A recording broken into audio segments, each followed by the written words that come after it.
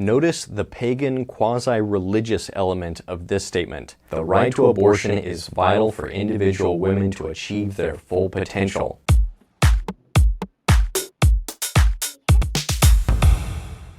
I'm Andrew Joseph Keith. I wanted to respond to the top 5 pro-abortion arguments according to AI. Before I get into the arguments from AI, I wanted to respond to the inevitable comment of why do you care? It's none of your business. To that I say I care because I understand that if any one of my children had been aborted during any stage of the pregnancy, that child that I know and love today would be just as dead as if they were killed during any other stage in their life. This understanding as a father has compelled me to speak publicly and openly about this issue because I believe that it's never okay to purposefully and directly kill an innocent human being. And I understand that every human life begins at conception. That's the pro-life position. Can you write the top 5 abortion arguments? Sure, I can write the top 5 pro-abortion arguments based on a web search result. Here they are. Argument number 1. Women have a moral right to decide what to do with their bodies. Abortion is a matter of personal choice and autonomy and should not be restricted by the state or society. Women should have the freedom to their own reproductive health and destiny without interference from others. This is an expansion of the My Body, My Choice slogan. The problem with this logic is that every law tells us what we can and cannot do with our bodies. I cannot say, it's okay for me to steal because my body, my choice.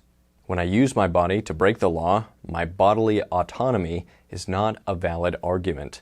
And when the mother or the abortionists use their body to kill the son or daughter in the womb, they cannot claim my body, my choice, because their choice directly affects the child being killed. Of course, when a woman is aborting her child, it is not her body that is in question. It is the son or daughter's body inside the mother's body. Quoting again from this first argument, women should have freedom to control their own reproductive health. I would agree with this if the statement reproductive health meant the freedom to consensually reproduce. However, once a child has been reproduced, no one should have the right to kill that son or daughter. Reproductive health is a euphemism for abortion, which is itself a euphemism for purposefully and directly killing the son or daughter in the womb. Argument number 2. The right to abortion is vital for gender equality. Abortion enables women to participate equally in society and pursue their education, career, and personal goals. Denying women the right to abortion reinforces gender stereotypes and discrimination that limits women's opportunities and potential. This argument hinges on the idea that men and women should be equal in every way. However, men and women are not equal because equal means the same, and men and women are not the same. Women bear the consequences of reproduction, and so, according to this argument, women should be able to abort their son or daughter so that she can engage in sexual behavior without suffering the natural consequences that men never have to suffer. However, what is actually being argued for is unequal rights that pertain only to women, special privileges. No man has the right to legally kill his son or daughter, regardless of the age of the child. And so, for equality to be achieved, no woman should have the right to legally kill her son or daughter, regardless of the age of the child. The second part of the argument says that women need abortion to remove gender stereotypes. What stereotype? If there's a stereotype in society that is so ingrained that in order to remove it, we need to be able to kill innocent sons and daughters, then I would say that stereotype should just remain in place if the consequence of removing it is having to slaughter millions of innocent human children. And what stereotype are they talking about? The stereotype that women are the ones that get pregnant? This isn't a stereotype, it's just a statement of biological fact. Argument number 3. The right to abortion is vital for individual women to achieve their full potential. Abortion allows women to avoid the physical, emotional, and financial burdens of unwanted pregnancy and parenthood. Abortion also prevents women from having children that they are not ready or able to care for, thus improving their quality of life and well-being. Notice the pagan quasi-religious element of this statement. The right to abortion is vital for individual women to achieve their full potential. So in other words, if women abort their children, they will have more opportunities and potential. This is the religious doctrine of human child sacrifice. When people, or in this case AI, claim that women need abortion to succeed, they are saying, if you kill your son or daughter in the womb, your life will be better. It'll be easier. You'll be able to get into school. You'll have an easier time at a job. You'll get a better job. You'll have more freedom and more stuff. The right to abortion is vital for individual women to achieve their full potential. It's the evil, cultish belief of human child sacrifice. Just sacrifice the life of your child and your life will improve. It is not true.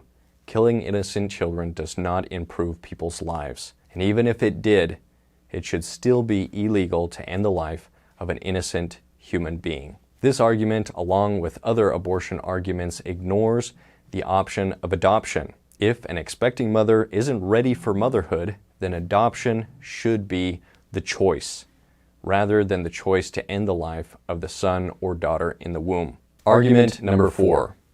Abortion is a safe medical procedure that protects lives. Abortion reduces the risks of maternal mortality and morbidity, especially in cases of rape, incest, fetal anomaly, or health complications. Abortion also prevents the transmission of genetic diseases and disorders that may cause suffering and disability to the child. The idea that abortion is safe is of course nonsense.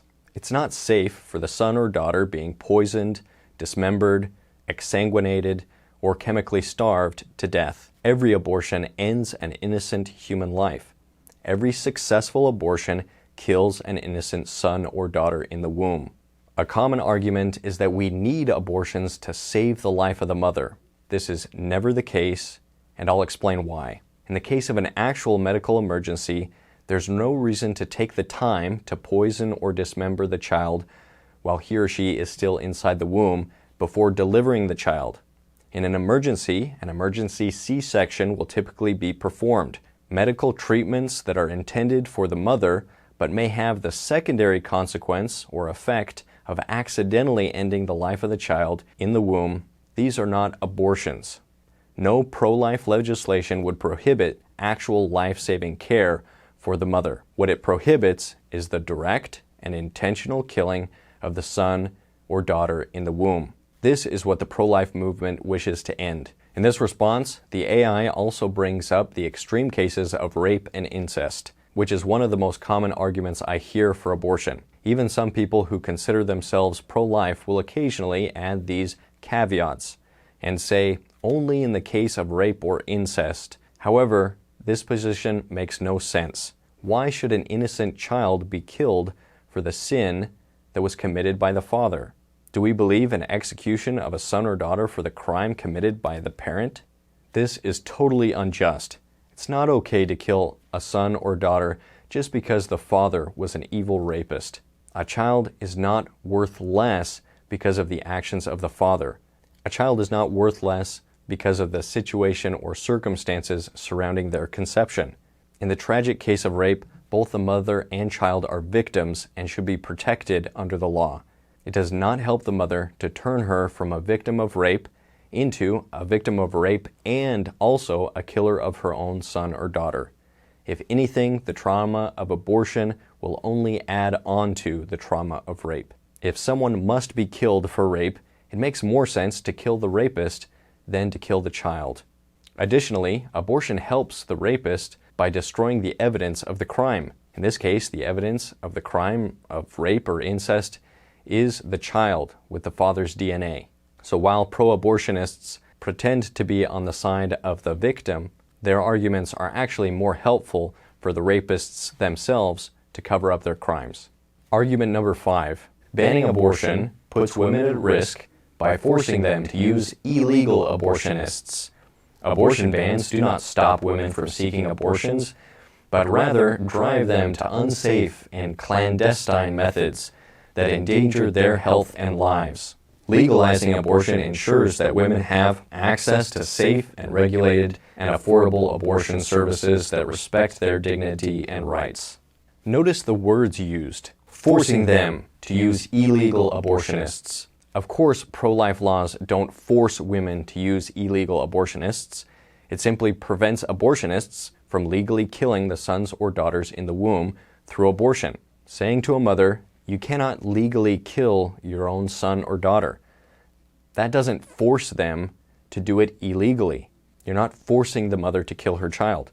They still have a choice. Remember, the choice? Quote, abortion bans don't stop women from seeking abortions. This is obviously false. We can see how many fewer abortions occur when pro-life legislation is passed and how many more babies are born instead of being killed. And notice the last part of that quote, respect their dignity and rights, talking about the mothers. I don't believe that it's respectful to the dignity or rights of mothers to tell them that they cannot end the life of their son or daughter. And like all abortion arguments, it ignores the dignity and the rights of the sons and daughters in the womb. Of course, making abortion illegal will decrease the number of abortions. That's what laws do. When you incentivize something, you get more of it. When you de-incentivize something, you get less of it. And if you arrest any medical worker who continues to kill sons and daughters in the womb through abortion after pro-life laws have been passed, then those abortionists will be removed from society, and the lives of the children of the mothers who would have used those abortionists will be saved. Perhaps a few women will be desperate enough to end the life of their son or daughter that they will try to perform the abortion themselves. But these women are not victims of the pro-life legislation. Rather, they're suffering from the consequences of their own choice to try to murder their own son or daughter in the womb. The obvious solution is to encourage these women to make a better choice than risking their own life in a desperate attempt to end the life of their son or daughter. The thing that no one seems to want to hear is that the real answer is sexual morality. It's changing the way that we see these special relationships between men and women, and only engaging in this behavior that can create a new human life when we're prepared for that outcome. This is what marriage is for. As an artist, I've noticed that every single person that I've ever drawn, painted, or sculpted has not been killed through abortion. It's the responsibility of good men and women to protect the lives of those that are too weak and too vulnerable to protect themselves.